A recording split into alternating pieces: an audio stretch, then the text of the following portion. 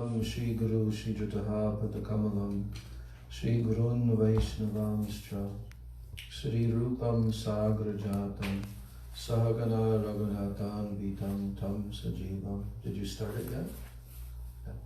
Sadvaitam Savadhutam Parijana Sahitam Krishna Chaitanya Devam Shri Radha Krishna Padan Sahagana Lalita Shri Vishakan Vitamscha Om Ajnanatimirandasya Jnananjana Shalakaya Chakshur Unmilitam Yena Tasmai Shri Gurave Namaha.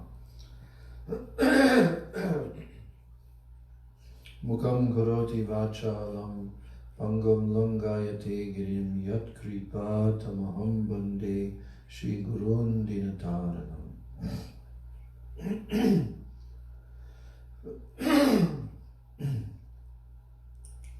Vancha kalpataru bhyascha kripa sindhubhya evacha patitanam pavanebhyo vaishnavebhyo namo namaha. Namo mahabhadanyaya Krishna prema pradayate Krishnaya Krishna Chaitanya Namane Gauratishe Namaha. He Krishna Karuna Sindho Dina Bandho Jagatpati Gopesha Gopika Kanta Radha Kanta Namostute Tapta Kanchana Gaurangi Radhe Brindavaneshwari Vrishabhanu Sute Devi Pranamami Hari Priye. Bhaktya Vihina Aparadha Lakshay Kshiptascha Kamari Taranga Madhye Kripa Mai Tvam Sharanam Prapanna Vrinde Namaste Charanarvindam. Panchatattvatmakam Krishnam Bhakta Rupa Swarupakam Bhaktavataram Bhaktakyam Namami Bhakta Shaktikam Shri Krishna Chaitanya Prabhu Nityananda Shri Advaita Gadadhar Shivas Adi Gaur Bhakta Vrinda. Hare Krishna Krishna Krishna Hare Hare Hare Rama, Rama Rama, Hare Hare, Hare Krishna, Krishna Krishna, Hare Hare, Hare Rama, Rama Rama, Hare Hare. First of all, I'm offering my unlimited Dandavat Pranams and my Shraddha Pushpanjali at the lotus feet of my most beloved worshipable Gurudev, Nitya Lila Pravishta, Om Vishnu Pad Paramahansa, Asto Tarasata Sri Srila, A.C. Bhaktivedanta Swami Maharaj, Srila Prabhupada. And then I'm offering my same unlimited Dandavat Pranams at the lotus feet of my most worshipable beloved Siksha Gurudevs, Nitya Lila Pravishta Om Vishnu Pad Paramahansa Asto Tarasata Sri Srila Bhakti Rakshak Sridhar Goswami Maharaj. And Nitya Lila Pravishta Om Vishnu Pad Paramahansa Asto Tarasata Sri Srila Bhaktivedanta Narayan Goswami Maharaj. And my Dandavat Pranams to the lotus feet of all of my Shri Shri Rupa Nuga Gaudiya Guru Varga. And my Dandavat Pranams to all the Vaishnavas and Vaishnavis.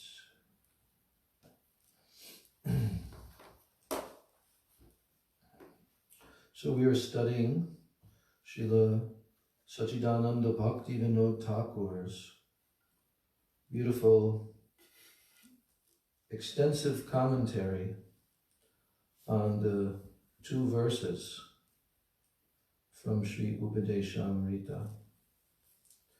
What are those 2 verses? Verse 2 and verse 3. And these 2 verses are telling the 6 activities, the 6 things that are unfavorable for developing bhakti, and the 6 items that are very favorable for developing bhakti. The whole Upadeshamritam is the process, the actual process of attaining the highest Krishna Prem that Sri Chaitanya Mahaprabhu has come to give to the living entities in this Dhanya Kali Yuga, fortunate Kali Yuga. And Sri Chaitanya Mahaprabhu is actually the one who spoke this Upadeshamritam to his own disciples when he was in Jagannath Puri at the end of his manifest pastimes. And there, in that assembly on the bank of the ocean there, on the shore of the ocean, when he spoke this, then Srila Rupa Goswami was present. And Srila Rupa Goswami took those essential instructions that emanated directly from the lotus mouth of Sri Chaitanya Mahaprabhu, and he composed 11 verses. And those 11 verses, our acharyas have told us, they are the life and soul of the Gaudiya Vaishnavas, followers of Rupa Goswami. He condensed all of those instructions into these 11 shlokas. So it is told by Srila Bhaktivedanta Thakur, Bhaktisiddhanta Saraswati Thakur, that the devotees should wear this Upadeshamrita like a necklace always around one's neck. So we have been studying this commentary of Srila Bhaktivedanta Thakur. We already studied the Upadeshamrita, which was presented by our beloved Srila A.C. Bhaktivedanta Swami Prabhupada. We studied all 11 verses by him and his commentary. Then we also studied the version, well, Srila Prabhupada's Nectar of Instruction. He gave it that name, Sri Upadeshamrita. Then we also studied the small booklet which was published by our Srila Bhaktivedanta Narayan Goswami Maharaj as Sri Upadeshamrita. And there were 3 various commentaries there, very, very authorized on our Rupa Nuga Acharyas. One commentary is by Radharaman Das Goswami, who was in the line of the great exalted pujaris who had been appointed to serve the Sri Radharaman deity by Gopal Bhatta Goswami and their family line within the first, 100 years or so after the disappearance of Sri Chaitanya Mahaprabhu. Then this commentary, he wrote the first commentary, which is accepted by Srila Bhaktivedanta Thakur, Bhaktisiddhanta Saraswati Thakur, and all of our Rupa Nuga Acharyas. So Srila Bhaktivedanta Narayan Goswami Maharaj, he included that commentary. This is brief, not very extensive commentary on the 11 verses. And then he also included the commentary which was written by Srila Bhaktivedanta Thakur, and then also the commentary which was written by Srila Bhaktisiddhanta Saraswati Thakur in that one small booklet. But in addition to Srila Bhaktivedanta Thakur's very concise commentary, he also wrote 12 articles. He wrote this separately, and it was published in his newsletter that he had, a regular newsletter that he had, and published many of his articles. Sajjana Toshani was the name of that newsletter, or like a small magazine booklet, regularly published. So he published these 12 articles that he wrote. And what are they? 6 of those articles are commenting on each of the 6 items of the second verse. Atyahara prayashascha prajalpo niyamagraha janasangascha lolyamcha shadvir bhakti vinashiti. The 6 unfavorable items for bhakti that will destroy bhakti. He wrote one article for each and every item there of the 6. And then that was the second verse of Upadeshamrita. Then the third verse, which is what we are currently studying, which is describing the 6 favorable activities, which if someone follows them, then sadvira bhakti prasiddhyati. Bhakti will be enhanced. Bhakti will be benefited so much. We are trying to develop bhakti. We are in the line of bhakti. So bhakti is our ultimate goal, which eventually will transform into Krishna prema, and a very specific type of Krishna prema in the line of Rupa Goswami. So the third shloka, Bhaktivinoda Thakur also wrote an individual article for each of those 6 items, favorable items. So that verse is telling Utsahan Nishchayat Dhairyat Tat Tat Karma Pravartanat Sangatyaga Satovrite Sadbhira Bhakti Prasiddhyati. So Rupa Goswami has listed these 6 activities which will be very beneficial. If someone follows them in their life, they will be very beneficial and will help them to develop pure bhakti. So we've been studying the first item, which is called Utsahan. What is the meaning of Utsaha? Enthusiasm. That's correct. Utsaha. So Srila Bhaktivinoda Thakur's explanations are actually completely, totally amazing. How he goes into such depth, such detail. If he had not written these articles, we would only have more of a limited understanding, but he showed us.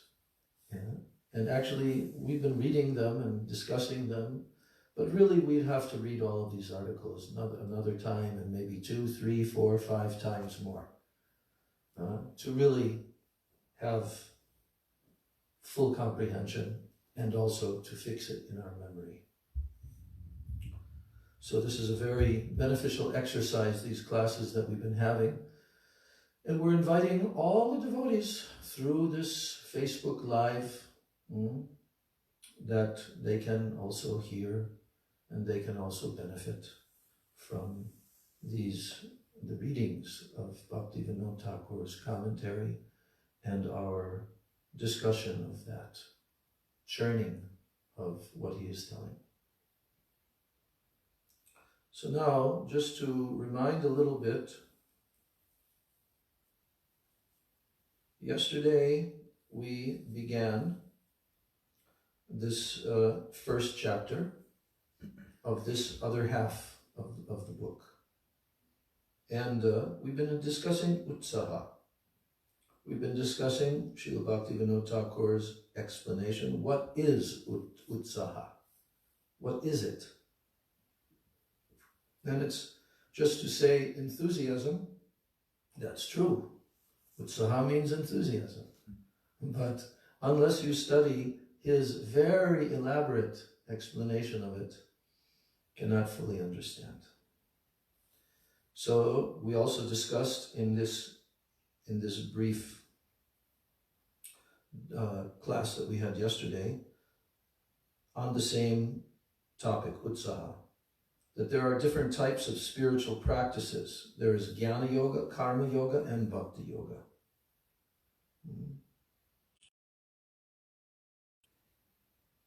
The conduct of a Bhakti Yogi is where we are now.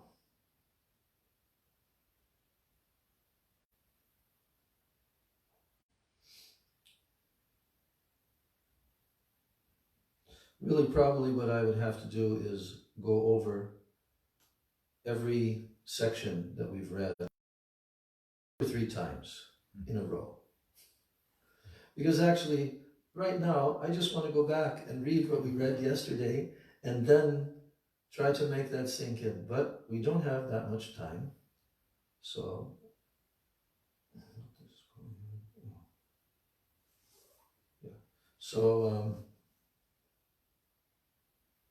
I'm just going to summarize a little bit at the end, just before continuing on.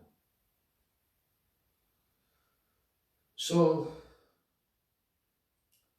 those who have understood the utter insignificance of material activities, having attained realization of spiritual activities, they are indifferent to all kinds of material activities, but still they accept performing a limited amount of prescribed action meant only to aid in their spiritual awakening, but they remain unattached to those activities. In bhakti, one becomes free from attachment to material sense objects that one deliberates on spiritual subject matters. One becomes free from attachment to material sense objects to the extent that one deliberates on and discusses spiritual subject matters. Freedom from attachment to material sense objects is but a byproduct of bhakti.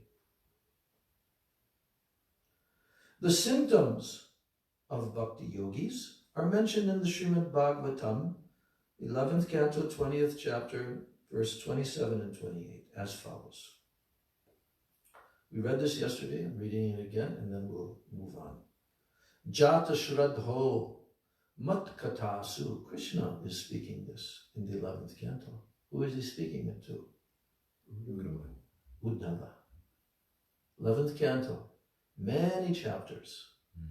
Krishna himself, just before leaving the planet, at the end of his pastimes, he met Uddhava privately and spoke these instructions to him. Most of the 11th canto is Uddhava Gita. It's also called the Uddhava Gita, just like there's the Bhagavad Gita, Krishna spoke to Arjuna.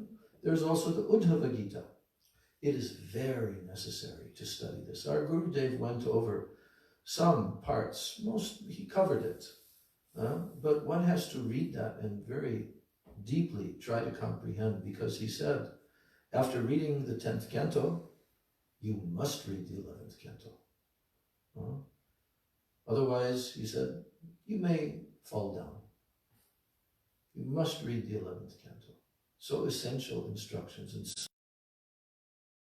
directly from Krishna about bhakti. Is so much pertaining to bhakti. And he's speaking to Uddhava, who was also present when Uddhava was hearing. Do you remember? Maitreya Rishi, who later on spoke a lot of the topics of the 3rd canto of Srimad Bhagavatam. Maitreya Rishi was also there, you see. And later on, who did Maitreya Rishi speak to? What he heard in the presence of Krishna speaking to Uddhava. Maitreya Rishi later spoke these instructions of the 3rd canto to who? Vidura. Yes. So, here Krishna is telling, the symptoms of bhakti yogis are mentioned in the Srimad Bhagavatam as follows. Jata Shraddho Mat Vinna Sarva Karmasu Veda Dukatmakan Kaman Prityage Pyanishwaraha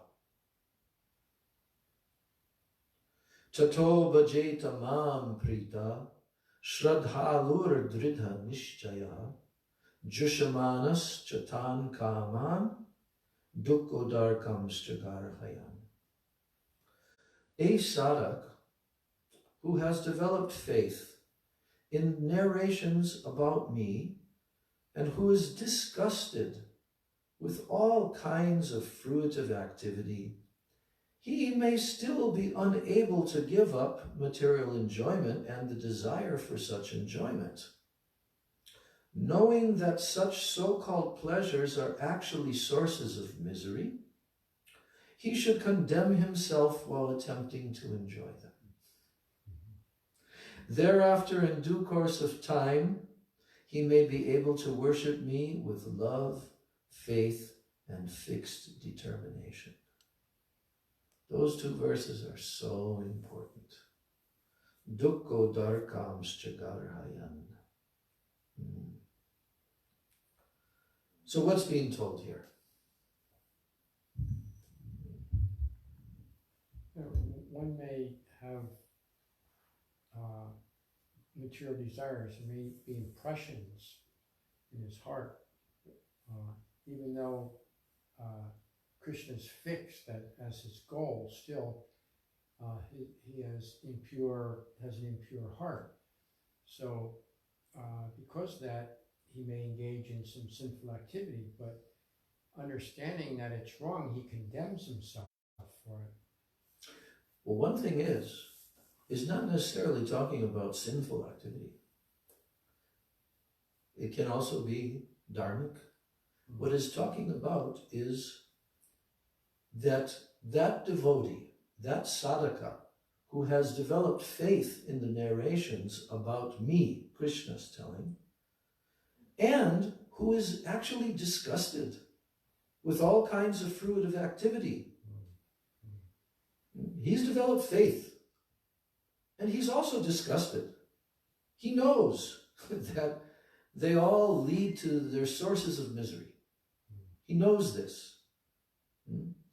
He may still be unable to give up material enjoyment and the desire for such enjoyment. It doesn't necessarily mean it's sinful, but it's just the desire for sense gratification.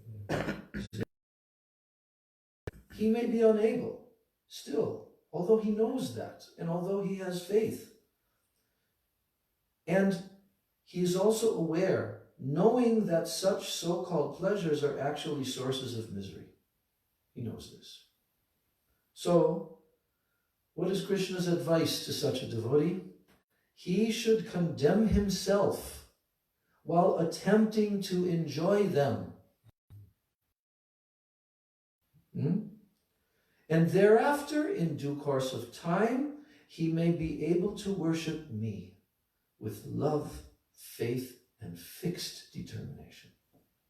Very hopeful, what Krishna is telling here. It will be managed by Krishna. So then Bhaktivedanta Thakur is saying that kam means what? Desire. Kam. Actually, lust. So kam, desire, it gives rise to karma. If someone has kam, material desires, what does that give rise to? That he will perform karma in order to satisfy his material desires, fruit of activity. Then he says, nirveda. Nirved means disregard of the material objects. Disinterest, disregard of the material objects. What does that give rise to? Jnana. Knowledge. Jnana. So lust, kam, desire, gives rise to karma. And karma in this context means fruit of activity. That's why people are called karmis in the material world. Because most of them, they're only simply working to satisfy their senses and the senses of their extended self, family members and so forth, right? That's their objective. And they feel that they're successful if they can do that. Actually, this is a step on the pathway. We've been reading all about it in a lot of these articles, that this is a step. It's a necessary step. But they have to also come eventually, not just to the point of karma kanda, but karma yoga. This is what he's told, karma yoga. We're now acting out of duty and giving the results to Krishna. That's called karma yoga. That's why the beginning of Bhagavad Gita has so much discussion about this. But in order to do that, one has to have some atma-gyan. Atma-gyan. So, gradually, that person who's not performing bhakti, but he's performing just karma kanda, right? Trying to enjoy. But eventually what happens is nirveda. There is disregard of material objects. And that which comes, it gives rise to jnana. Shri Shri Guru Gauranga Gandharvika Giridhari Shri Shri Radha Govinda Jiva Kirti.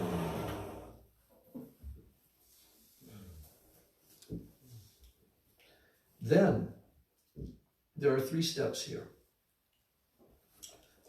At the next point, Shraddha, faith in Bhagavan. Shraddha means faith in Bhagavan. And this gives rise to bhakti. Without Shraddha, they cannot do bhakti. Have to be Shraddha is the first step. So, kam gives rise to karma, and then nirved, the disregard of the material objects, gives rise to jnana, and Shraddha, faith in Bhagavan, gives rise to bhakti. Now, the conduct of a bhakti yogi. Here is the title of this section now. The conduct of a bhakti yogi. A person in whom faith has arisen. A person in whom faith has arisen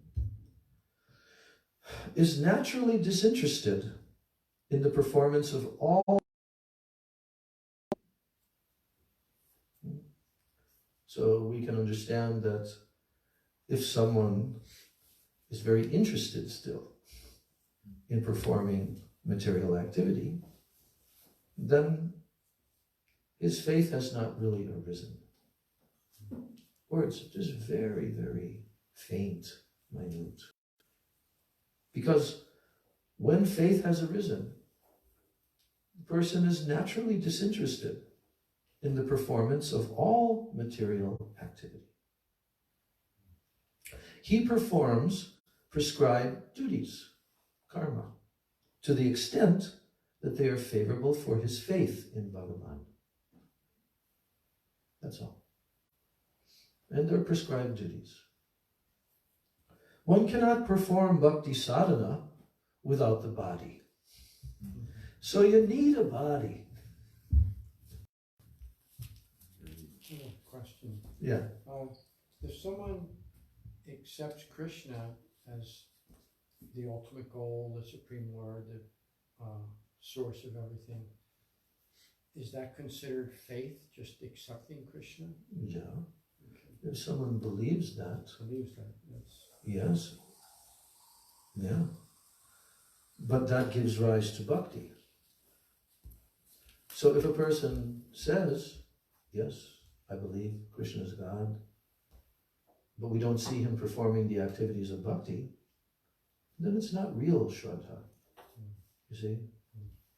There's a lot of persons, but their primary goal is still sense gratification. They haven't real proper knowledge yet. They haven't yet attained true faith. It may be that they don't have a lot of bhakti unmukha sukriti from previous lives, and they haven't yet availed themselves of sadhusanga, but they have some belief. There are a lot of people like that. You can find all different types of them, you know. That's good. It's not going to get you very far, though. Yeah. It'll get you eventually, after suffering, by trying to satisfy your gross material desires again and again, then some nirvade may arise, you know, disinterest. And then he can go forward. But here we're talking about a person who is actually, his faith has arisen. So he's naturally disinterested in the performance of all material activity. He performs prescribed duties, karma, right?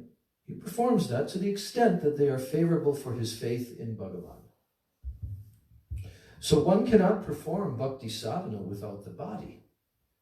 How can the body be maintained if one renounces ambition and activities that cause sorrow, but they are necessary for maintaining one's life? How is it possible to perform sadhana if the body is destroyed? Therefore, people in general should consider such acts which yield misery to be meager and contemptible, and they should tolerate their results without attachment. You see?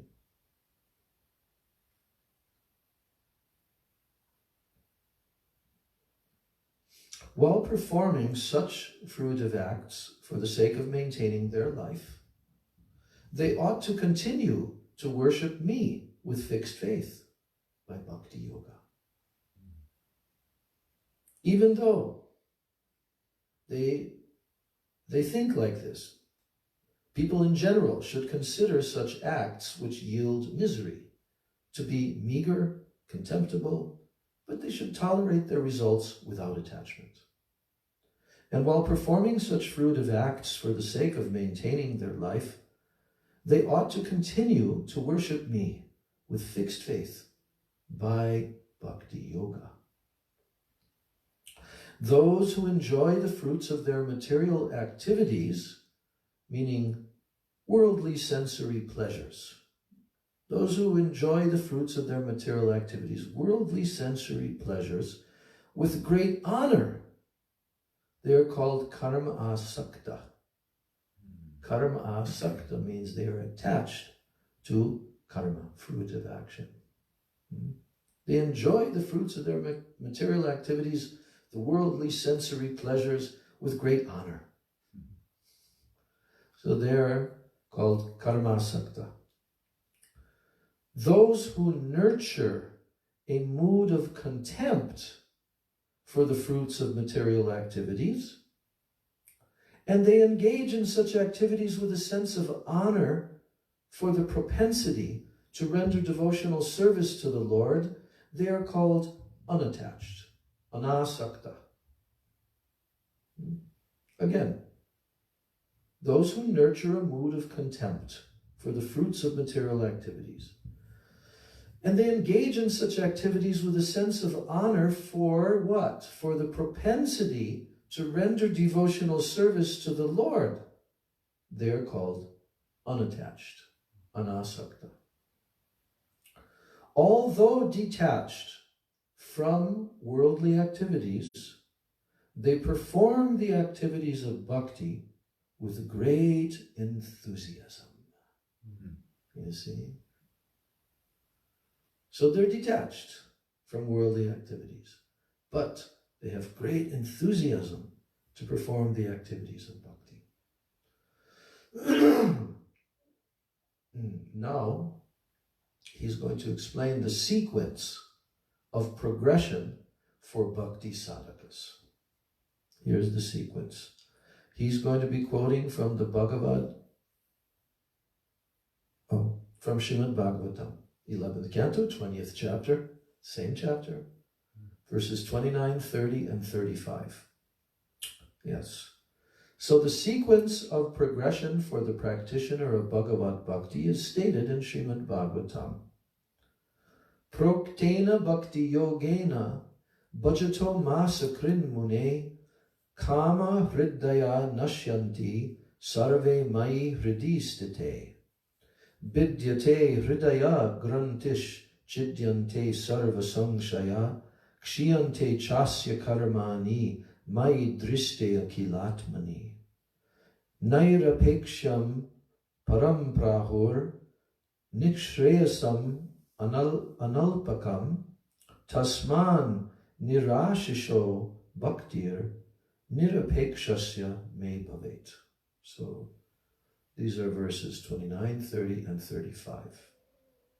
Krishna is telling, in this way, I come and I sit in the heart of the sadhak, who incessantly performs bhajan of me by following bhakti yoga as I have instructed.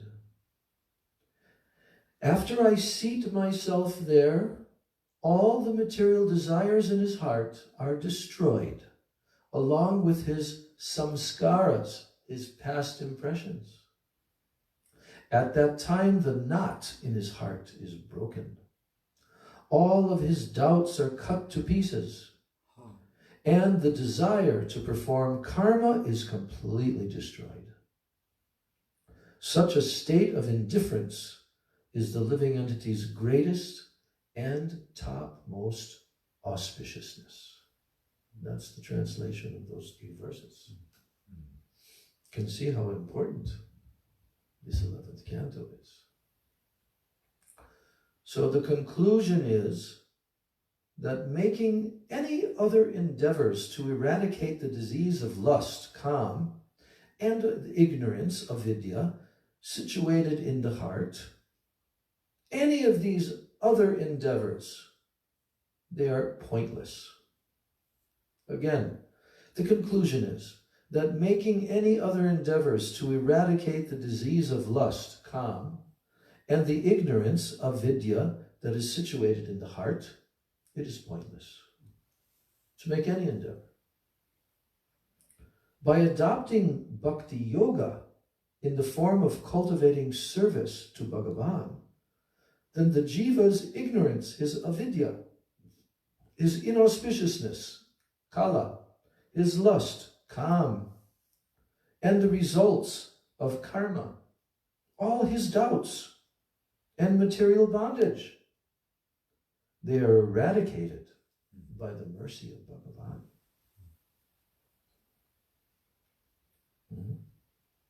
By adopting bhakti yoga in the form of cultivating service to Bhagavan, the jiva's ignorance, his avidya, his inauspiciousness, kala, his lust, kama, the results of all karma, all his doubts and his material bondage are eradicated by the mercy of Bhagavan. But this does not happen through jnana yoga or karma yoga. It doesn't happen. Shuddha bhakti. What does Shuddha bhakti mean? Pure. That's right. The word Shuddha means pure. So Shuddha bhakti, therefore, arises in the heart when one renounces all types of desires and hopes and becomes totally free from any expectations. Nirapeksha, it's called. Again, Shuddha bhakti, therefore, arises in the heart when one renounces all types of desires and hopes and becomes totally free from any expectations. That's called to be nirapeksha. Now comes the next subsection titled Bhajana Kriya. Bhajana Kriya, devotional practice, is of 2 types. Resolute, nishtita, and wavering, anishtita. So here, these terms we've heard before. Nishtita bhakti and anishtita bhakti. He's trying to do devotional practice, but with unsteadiness. But when he comes to Nishtita Bhakti, then resolute. It is improper to become discouraged. It is improper to become discouraged by thinking, we do not possess the capacity to destroy the results of karma. That's improper, to become discouraged by thinking like this, that we do not possess the capacity to destroy the results of karma. It is necessary for the faith of the sadhaka to be invested with enthusiasm from the very beginning of his practice of bhakti. There are two types of bhajana kriya. Nishtita, which means resolute, and anishtita means wavering. When nishta arises while performing bhajan with faith, shraddha, in the association of sadhus, then that bhajana kriya is called nishtita. We can all remember how we tasted and experienced this in the association of sadhus with so much faith and shraddha. So that type of bhajana kriya is called nishtita. As long as nishtita bhajana kriya has not arisen, then anishtita bhajana kriya, the unsteady practice of bhajan, it prevails. There are 6 stages evident in anishtita bhajana kriya. Oh, now here comes those 6. We've heard this before. What are they? Utsahamayi. Remember? This is also mentioned in Madhurya Kadambini and various places. There are 6 unsteady types of bhajan. So, the first one is called Utsahamayi, initial enthusiasm. It'll probably be explained in more detail, but just to tell a little bit about it, Utsaha means what? Enthusiasm, right? Utsaha nishchaya dhairya.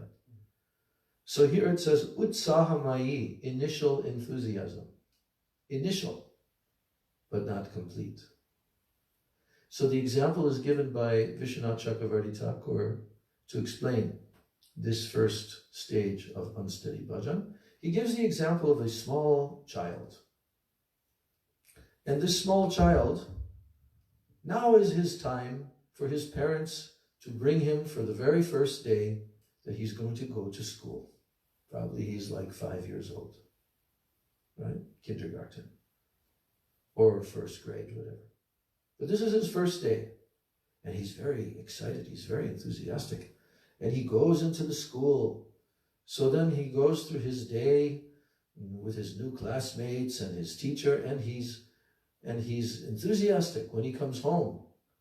And he says to his parents, "Oh, Mommy, Daddy, today I became a great scholar. I became a great scholar." "Oh, you did? Oh, yes, I learned how to write A, B, and C." "Oh, you did so well," the parents are telling him and encouraging him, right? But then after a few days, he comes back from school and he's not so exuberant. And what is that? Well, now he understands that he will take time, and he'll have to be perseverant and all that. So that's the example Vishwanath Chakravarti Thakur gives of Utsahamayi. We know in Krishna consciousness, persons can be very enthusiastic, but then it starts to wane. And then the second stage is called Gana Tarala. Gana Tarala means thick and thin. Sometimes thick, sometimes thin. It means a waving resolve to perform devotional practice, like waves, sometimes thick, sometimes. There's some resolve there, but it's sometimes thick, sometimes thin. Next comes the number 3, Vyudha Vikalpa. And Vyudha Vikalpa means that one is oscillating between resolve and doubt. Resolve and doubt. Vyudha Vikalpa. Each one of these has a whole explanation. So, number 4 is called Vishaya Sangara. Vishaya Sangara. It means battling sense pleasure. Vishaya Sangara. Because even in bhakti, so much sense pleasure is coming. But battling against that, it's called Vishaya Sangara. Then number 5 is called Niyamakshama. Niyama means rules and regulations. Akshama, it means the inability to uphold vows that are favorable for one's devotional service. May take vow, but can't. And finally, number 6, Taranga Rangini. So Taranga means waves, and Rangini means to sport. Sporting in the waves. What is he sporting in the waves of? The conveniences afforded by the practice of bhakti. He's sporting, Taranga Rangini. So he's taking pleasure in the fact that, oh, I'm enjoying so much. I have nice facilities. So many things are coming. Labh, puja, pratishta, like this. So that is the summary of the Anishtita Bhajan.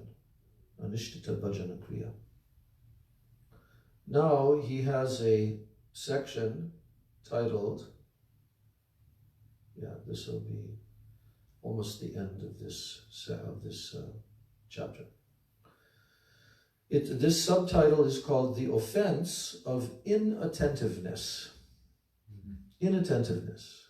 We've all heard that before, haven't we? When we recite the what?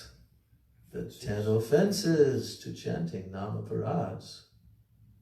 And then we also hear, it is also an offense to be inattentive while chanting. So what does he have to say here? The offense of inattentiveness. The Hari Bhakti Vilas. You know what Hari Bhakti Vilas is? We should all know what this book is. Prabhupada didn't have time to give that. But it's been translated into English. Sanatana Goswami. What he heard from Sri Chaitanya Mahaprabhu in 2 months. This is one of the main literatures that he wrote. And it's a guidebook for all the Gaudiya Vaishnavas. And it's especially written for those who are in the Varnashram, and especially persons who are like Brahmanas, what mantras they should chant, what rites they should perform, but everything's there. So it's very heavy literature. So in the Hari Bhakti Vilas, Hari Bhakti Vilas considers pramad to be a type of nam aparad. In the same scripture, the word pramad is defined as inattentiveness. In Sri Harinam Chintamani, that's a book written by Bhaktivedanta Thakur, right? And it's kind of like the sequel of the Jaiva Dharma. And what's in that book? Chaitanya Mahaprabhu's conversation with Namacharya Haridas Thakur. And Mahaprabhu wants to hear from Haridas Thakur, like he heard from Ramananda Rai. And Haridas Thakur explains in very great detail all about the 10 aparads to the holy name, because he's the acharya of chanting the holy name. Yes, so in Harinam Chintamani, this inattentiveness has been divided into 3 categories. Number 1, indifference. Indifference. That's called udasinata. Udasinata. The second one of type of inattentiveness, inertness, jarata. We heard that term the other day also. Inert, jarata. And the third type of inattentiveness, distraction, vikshepa, distraction. So one cannot perform Hari Bhajan at all until one is free of these 3 types of inattentiveness. There we go. Got to work on that, right? Gonna have to work on that. Because otherwise, we will not be able to perform Hari Bhajan at all. Is it actual Hari Bhajan, what we're doing, if we're not working on becoming free from this? Not really.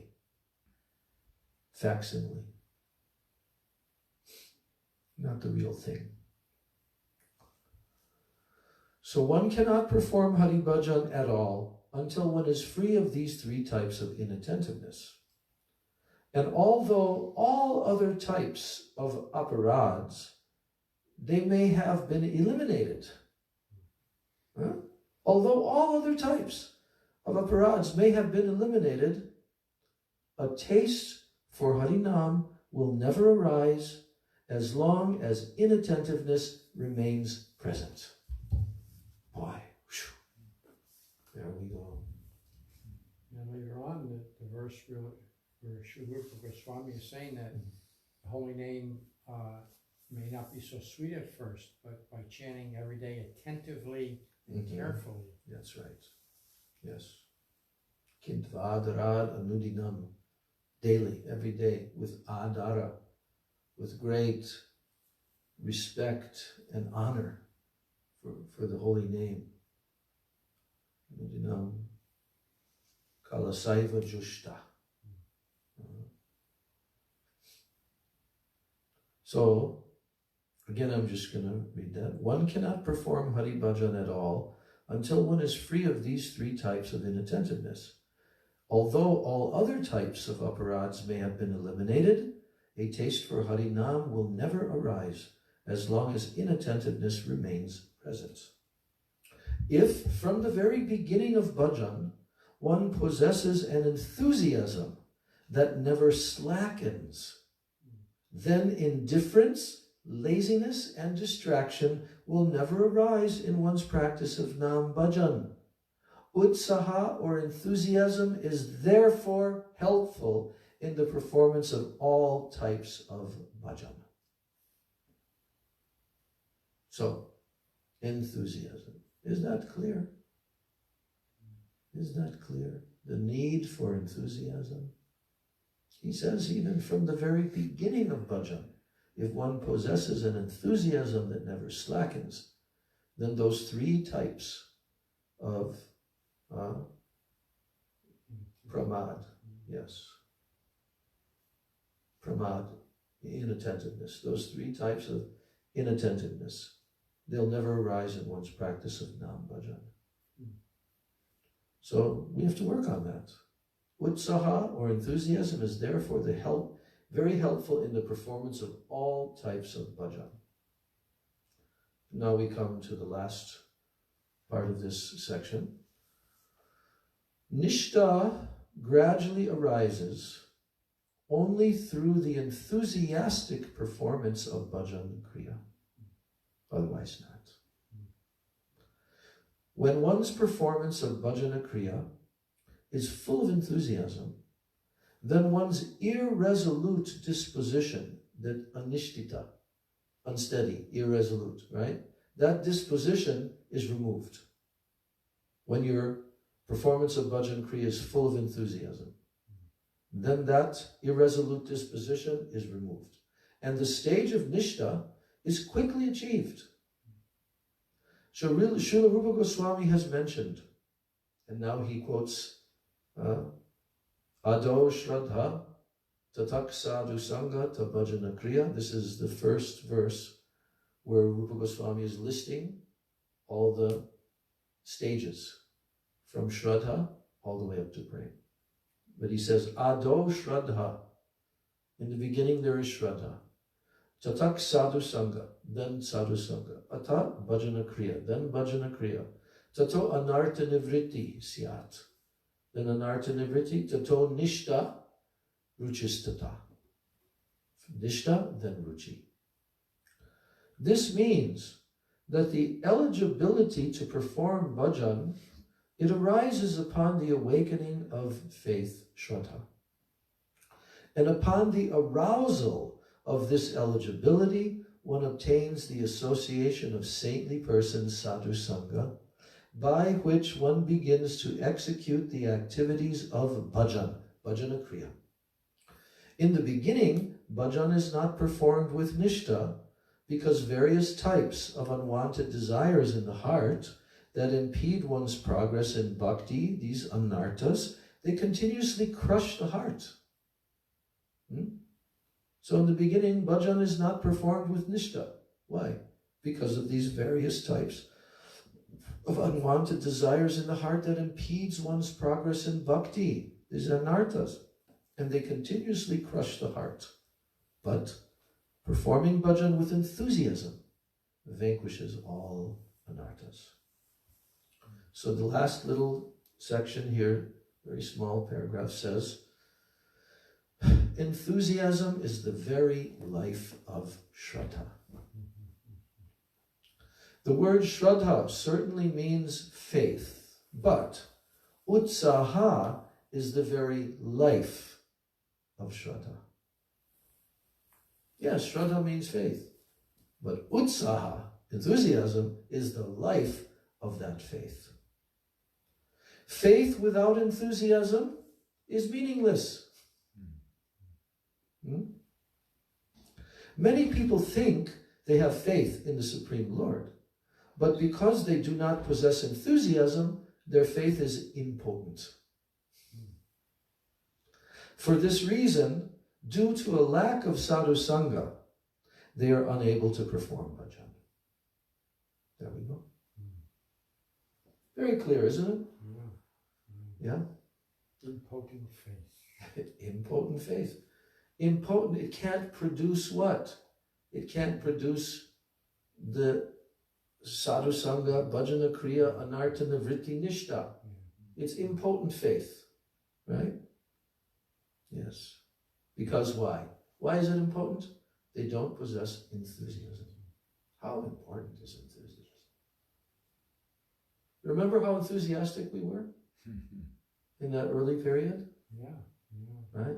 And of course, some of it was utsahamai, like we discussed about the child going to school and so forth. But we're still here.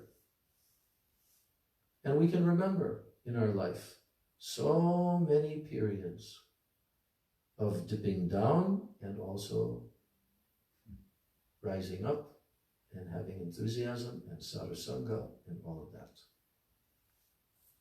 So everybody gets the reward.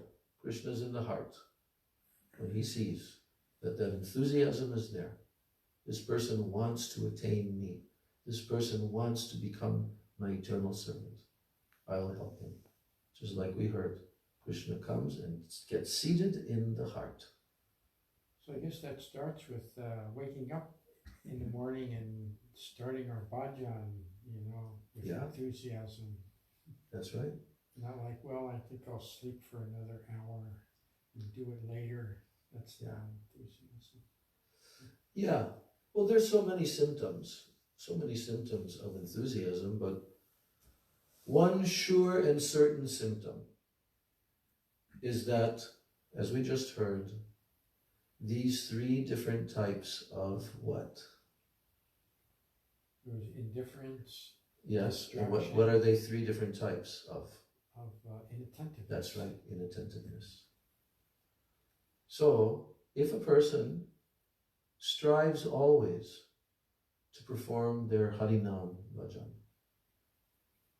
with that enthusiasm and that adara, that giving so much honor to the chanting the holy name, then everything will happen. But if a person completely remains always very inattentive, they will not progress. It will take a long, long time. Yeah, they may still go on chanting, but we'll have to follow the instructions of Namacharya Haridas Thakur. How to chant without inattentiveness. That whole Harinam Chintamani book is also a very great jewel. Chintamani. Harinam Chintamani. What does Srila Rupa Goswami mean when he says to chant carefully? Attentively. That's careful. It means attentive. Carefully. We have to chant in the mood of the Sikshastakam. The Sikshastakam is actually the complete instruction from beginning to end. Chaitanya Mahaprabhu was given. We also have the commentaries on those 8 verses, and we also have Bhaktivedanta Thakur's Bhajan Rahasya book, which really goes into depth. The whole process of bhajan is there. So we'll have to avail of these treasures, not ignore them. Our human form of life, well, especially us sitting here, it's coming to an end pretty darn soon. Okay? We don't know when. But whatever time we have remaining, we have to generate that determination, enthusiasm. This verse is so important. And what we're going to be hearing on all of these 6 items.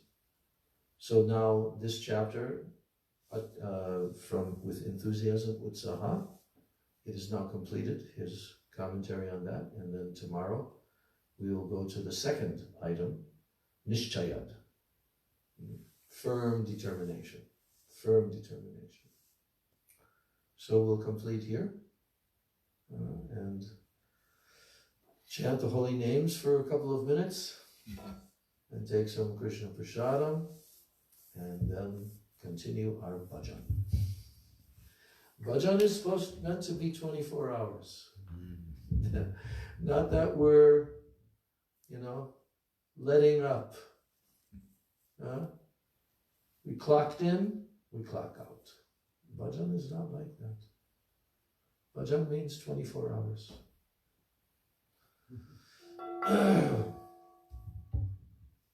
Hare Krishna, Krishna Krishna, Hare Hare, Hare Rama, Rama Rama, Hare Hare, Hare Krishna,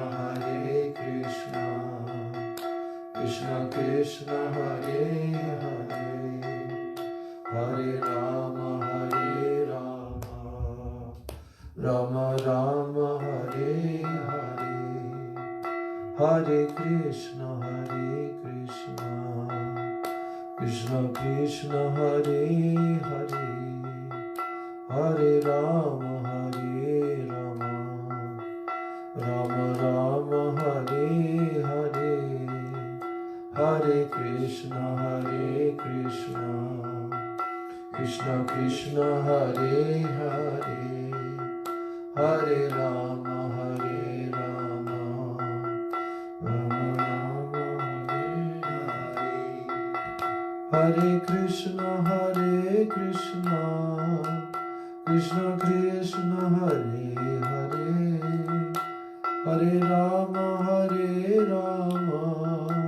Rama Rama, Hare Hare, Hare Krishna, Krishna Krishna, Hare Hare, Hare Rama, Rama Rama, Hare Hare, Hare Krishna, Krishna Krishna, Hare Hare, Hare Rama, Rama Rama, Hare Hare.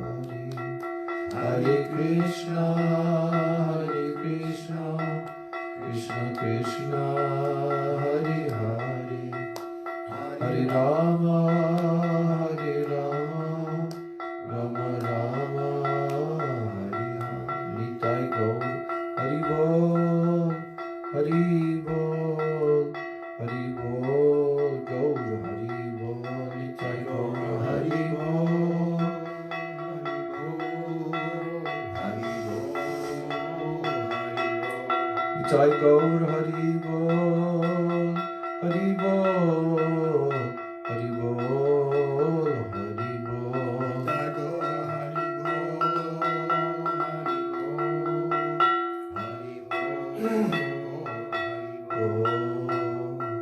Jai Shri Shri Nitai Gaur Premanande Hari Hari Bol. Shri Upadeshamritam ki jai, Shri Rupa Goswami Pada ki jai, Srila Sachidananda Bhaktivedanta Thakur ki jai, Ananta Koti Vaishnava Vrinda ki jai, Samagata Gaur Bhakta Vrinda ki jai, Nitai Gaur Premanande. Om Vrindai Tulsi Devai Priyai Keshavasya Cha, Krishna Bhakti Prade Devi Satyavachai Namo Namah. Vancha Kalpatarubhyascha Kripa Sindhubhyevacha, Patitanam Pavanebhyo Vaishnavebhyo Namo Namaha. Dandavat pranams all Vaishnavas and Vaishnavi Vrinda. And to our listeners on the internet, good night. See you tomorrow. Hare Krishna.